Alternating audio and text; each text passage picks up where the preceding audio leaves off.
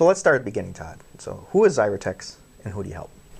I think largely a storage solutions provider to the global marketplace. And then I think with regard to who we help, it is directly a series of OEMs or partners, but most importantly, working with users to solve business problems. So Todd, you mentioned some changes in go-to-market, and can you expand on that a little bit? Yeah, it's been exciting, and I think it'll continue to be. Our changes, our go-to-market strategy, our partners, the OEMs we deal with, and the markets we serve are changing largely because of the environment with regard to user requirements, with regard to how people create, retain, store, and retrieve data. Whether it's mobile devices, whether it's virtual file systems, whether it's the change from what used to be mainframe class storage to mid-range, and SAS versus SAN, etc. So a tremendous amount of movement with regard to the market. And very excited about going into 2013 that we've got the channels, the go-to-market, the support, and working with them to build up the enablement, the training, and the capabilities of those businesses.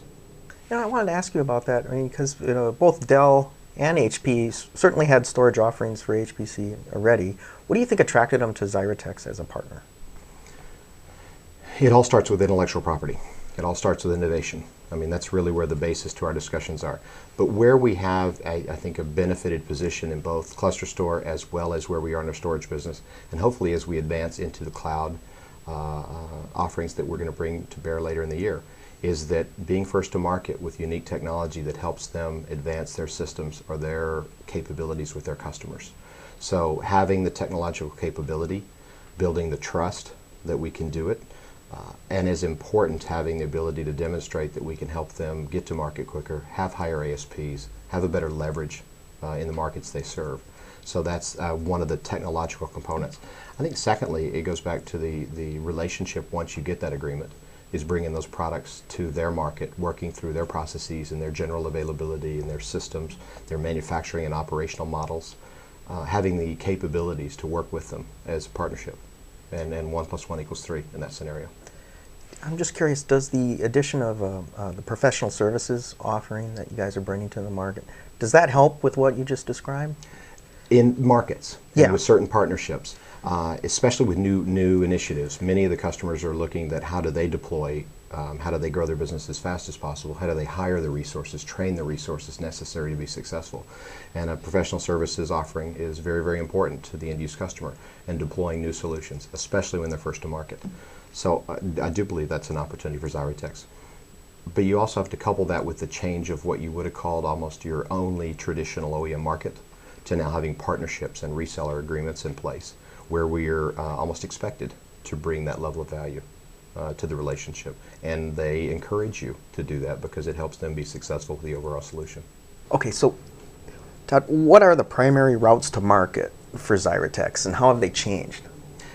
Primary routes to market past up to today have been very, very traditional branded OEMs. In the ClusterStor business have been OEMs, partnerships, resellers, and we've talked about that earlier.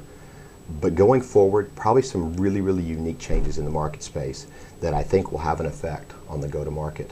Not that it will change them from one to the other, but more importantly what we're seeing is the entire distribution, product cycle, capture is so radically different going forward because of the cloud.